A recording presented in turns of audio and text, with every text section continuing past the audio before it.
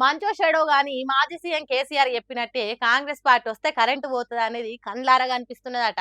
ఇక చూడండి, తహసీల్దార్ ఆఫీస్ ఉన్నట్టే గాని కరెంట్ లేక కటిక చీకట్లు అమ్ముకొని ఆరాట పడుతున్నారట ఆఫీసర్లు. సర్కార్ ఆఫీసులకే గిట్లుంటే ఇక సామాన్య జనాలకు ఇంకెట్లుండాలి?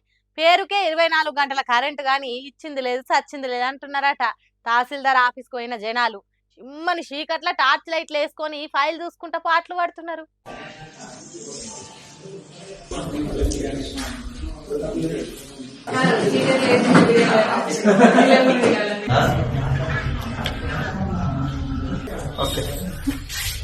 జగిత్యాల పట్టణంలో ఉన్న తహసీల్దార్ ఆఫీస్ లో తహసీల్ గీ తిరుగున్నది. గంటల కొద్ది కరెంట్ లేక కంప్యూటర్లు పనిచేయలేదు. సర్టిఫికెట్లు రిజిస్ట్రేషన్ల కోసం వచ్చిన ప్రజలు పాటలు పడ్డరు. ప్రతిరోజు వందల కొద్ది జనం వస్తారట ఈడికి. కరెంట్ రాకపోవడంతో కష్టాలు పడ్డారట వచ్చిన వాళ్ళు వచ్చినట్టే.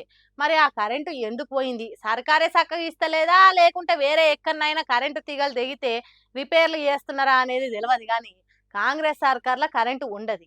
రాష్ట్రంలోనే కాదు సర్కార్ ఆఫీసులలో కూడా కరెంటు లేక కష్టాలు పడుతున్నారు.